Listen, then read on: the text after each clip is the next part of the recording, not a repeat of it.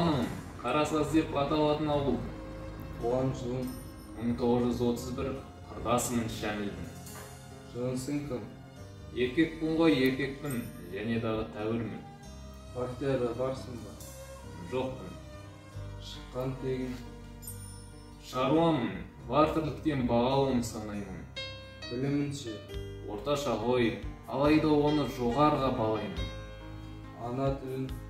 Қазақша, қысылғанда орысшада, немісшеде тағы бар. Қайда істедің? Мына еңбек кітапшамнан танып ал. Оқымаған, дипломсыз демесең, бір басыма бар мамандық табылар. Міндеттісің бе әскерге? Міндеттімін. Біздің әлі жас кеуде.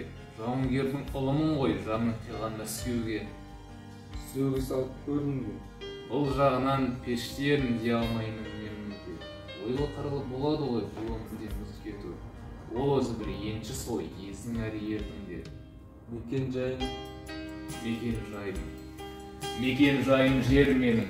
Жерде жүрген ақым деген пендемін. Қалам, қағаз, уақыт бер тек аздаған. Мен өмірді жырлау үшін келгенмін. Жақсы, бәрі түсінікті болды.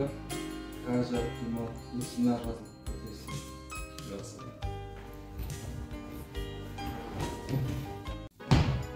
Апырай, аурухананың темір төсегіне жетімсеп жатқанда өзім келеді деп ойлаппын ба? Қалай?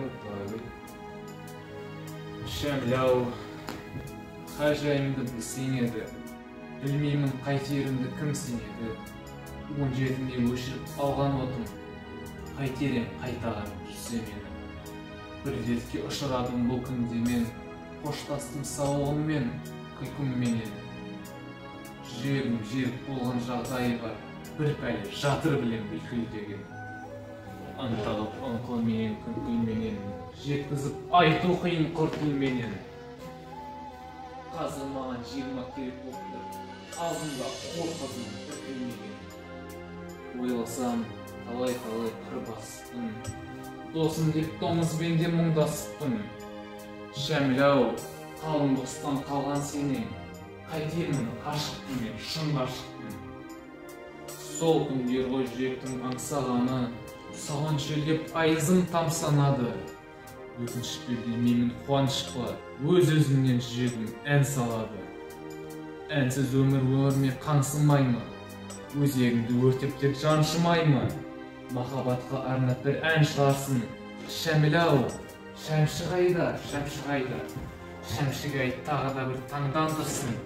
Жандандырсын, жүректі жандандырсын. Мәңгі өлмес махаббатым айта жүре, мәңгі өлмей тұған ән қалдырсын. Шәміл, айналдым жазылмасқа, күрей тұғын түгін бар жазым бассан. Бүгін менен саулықпен сайран қалған, жайында жырда қалған жазылмастан. Жоқ, сізге палатаға шықпау түгіл ойыңыздан қозғалу болмайды. Дертіңіз өте қауіпті. Сізге айтатын хабарым бар. Ертең сізді операция столына жатқызып, сау адамның жүрегін салады. Уайымдамаңыз. Ертең-ақ құлан таза жазылып, бұрынғы 25-іңізге қайта оралатын боласыз. Жоқ, дәрігер, орнатпа басқа жүрек. Басқа лепіл жасама, басқа леп. Қалай айтам білінген жүрегімді білдірмей тоқтырап бастады деп. Өңгеріп өгей жүрек қайда барам? Өзген оғылын қайтып пайдаланам. Сыйға рахмет қайранады. Өзінің жүрегін қайдамын. Алмастырам дедің ол, алмастырам. Сірә менің жұлдызым жан бас бұдан. Өзімнің жүрегімді желек беріп, өзгенің құлын қалай пайдаланам. Туған жүрек өртеймін емесіне. Туған жүрек әрине өлмесін де. Жоқ, дәрігер қозғама дамылдасын. Әрбір өзінің кеудесіне. Менің есебімде, мен биыл дәл 40-тың 5-еуінде. Кім біледі қалған өмір неше жылға жетер, неше күнге. Ұмыт болып есегімде, өсегімде. Ұйықтап кетсем болғаны төсегімде, 40-тың 5-еуінде. Адал едім артынан арам болдым. Адам едім надан болдым. Жиылып бұл жалғанның жамандығы, ақыры маған қонды жаман болдым. Айтыңдар қайсың бар ардақтаған, таразға тең қойып салмақтаған. Басылған маңдайыма қарғыстан ба? Жауға жан батпаған, жапалақ емессің мен жалпақтаған, қыранның мен ек көзін қан қаптаған. Осыдан соң-ақ қазақтың бір туар ұлы, ақиық ақын, өлең өлкесінде өзіндік ізін даралап, өлмес жырларын жұртына сыйлап, 45 жасында бұл фәнемен қош айтысып кете барды. Бұл біздің келгеніміз ақиық ақын Мұқағали Мақатаевқа арналған мұражай. Мұқағали Мақатаев Алматы облысы Райбек ауданында Қарасаз ауылында 1931 жылы 9 ақпанда дүниеге келген. Мұқағалидың азан шақырып қойған толық аты Мұхаммедқали. Пайғамбардың атын түгел айту балаға ауыр болады деп қысқартып Мұқағали атап кеткен. Ақын 10 жасынан бастап өлең жаза бастайды. Ал мынау алдарыңызда тұрған ақынның бізге қалдырып кеткен мәңгі өшпес мұралары. Ал балалар, мен сендерге Мұқағали Мақатаевтың «Сәби болғым келеді» деген өлеңін оқып берейін. Құста болғым келмейді, қанатым бар. Қанатым бар, күмістен жаратылған. Сәби болғым келеді, сәби бол. Мына өмірден хабарсыз жаңа туған. Отта болғым келмейді, жылуым бар. Жылуым бар, керекпе жылуым бар. Әлди болғым келеді, әлди болғым. Күн сәулесі ойнақтап тұлым. Отыратын анасы қолым. Қанаттанып өмірге ұшарымда, кесілмесін бәрбір сауымда. Сәби болғым келеді, сәби болғым. Сәби жоқ анамның құшағында. Тар бесігі кең жаһан тарылмаған. Біреуге бар, біреуге табылмаған. Сәби болғым келеді, сәби болғым. Ана сүті аузына ағылмаған. Ал балалар, мені Мұқағали Мақатаевтың өлеңдерін кім біледі? Мен білемін. Кәне сен айта қойшы. Мен Мұқағали Мақатаевтың көптеген өлеңдерін жатқа білемін, бірақ қазір сүйікті поэзия атты өлеңін айтайын. Поэзия, сен менен негіз бердің, сен мені сезесің бе, неге іздедім? Алауртқан таңдардан сені іздедім, қара отқан таулардан сені іздедім. Сені іздедім кездескен адамдардан, бұлақтардан, бақтардан, аламдардан, шырақтардан, оттардан, жалаулардан. Сені іздедім жоғалған замандардан, сені іздедім досымнан, қасымнан да. Ақша бұлттан іздедім жасыннан да. Сен бе дедім ақ нөсер ашылғанда, қызыл жасыл шұғыла шашылғанда, көкжиек пен көкжиек қосылғанда, махаббаттан іздедім сағыныштан, арманымнан іздедім алып ұшқан, сәттеріңнен іздедім жаңылысқан. Сені іздедім жадырау жабығысқан, сені іздедім зембілік дүрілінен, күннен түннен гүлдердің бүршігінен, қуаныштың түршігі күрсінуден, жүректердің іздедім дүрсілінен. Сені іздедім сезімге у шараптан да, минуттардан іздедім сағаттан да. Сені іздедім, іздеймін тағат бар ма? Сені маған егіз ғып жаратқан ба? Мен Мұқағали Мақатаевтың анасына арнаған өлеңді білемін. Нені аңсаймын, туған өлке, туған жұрт, сені аңсаймын. Неге аңсаймын, білмеймін, неге аңсаймын. Ұл де мейлін адасқан, құл де мейлі. Сені аңсаймын, туған ел, онан сайын, қуат берген дәмінен тұзын маған. Қаймағында аңсаймын, бұзылмаған. Гүлін сүйем, шалғынын бүрін сүйем, үнін сүйем, масанын ызыңдаған. Сені аңсаймын, қайнаған ақ бастаулар, самайын ақ басқандар, сені аңсаймын қазіргі ақ бас шалдар, бұрынғы өлеңге құлдап қашқандар, су кешіп жалаң аяқ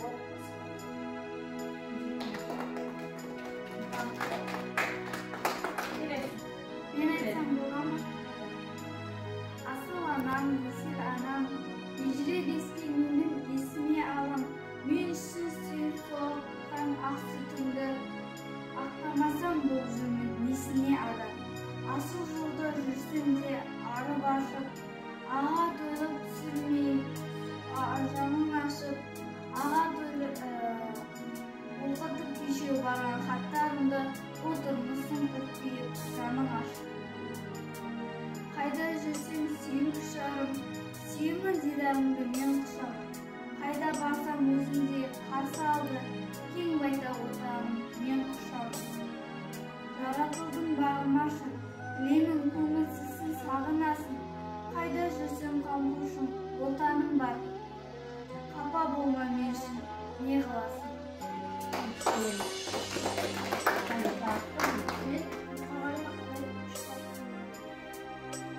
Ең бірінші бақыттың қалпын мен. Соған берем мойнымның алтын кені. Ол бар болса нем бар сол болмай ма? Қымбат бірақ алтыннан бақытым. Ал екінші бақыттан тілім мені. Таш жүректі тіліммен тілімдедім. Кей-кейде дүниеден дүниесін. Қасиетті тіліммен. Бар бақыттың үшінші отан деген. Құдай деген кім десем отан дедім. Ол түсінген жалғанда жан басында, ойланбай-ақ келді ғой отан. Бар бірдей бақыт, үш бірдей бақытым бар арқамда. Мені мұндай бақытты жаратар ма? Үш күн нұрын төгеді аспанымнан, Атырау, Алтай, Арқа, Алатау. Мен айтсам бола ма? Мен Мұқағали Мақатаевтың отанға арнаған отан деген өлеңін білемін. Отан, сен болмасаң нетерем, мәңгілікке бағытсыз болып өтерем. Өмірде бұл өксумен өтерем. Құс ұясы жыртқыш үнсіз болмайды.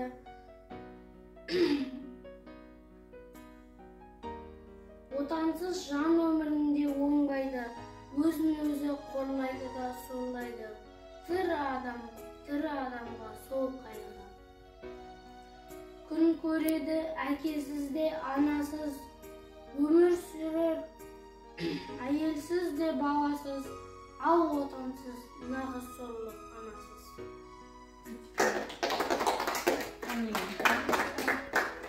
Сен бала айтпақшы. Мен Мұқағали Мақатаевтың «Шыда, шыда» деген өлеңін білемін. Шыда, шыдай түс, шыда тағы. Шыдамдыны мына өмір ұнатады. Үміттің құлан не құлатаны, әйтеуір бір атады. Өкінбе, өкпелеме бүгінмін, өмір болмайды түйлеуге. Мәңгі сені жазбаған сүрінуге, қайта тұрып қақым бар жүгіруге. Түсінемін жанының ауырғанын, шыдадың ғой шыдай түз дамылдағын. Йоктардың тәсілін қабылдағын, басқасына бас ұрып табынбағын. Шыдай түз тағы шыда. Тау құлатқан тасқынның ағысына, кір жуытпай кіршіксіз намысына, қарсуға оғады алысуға. Өте керемет. Жарайсың. Ал келесі бөлмеде ақынның қолданған заттары орналасқан.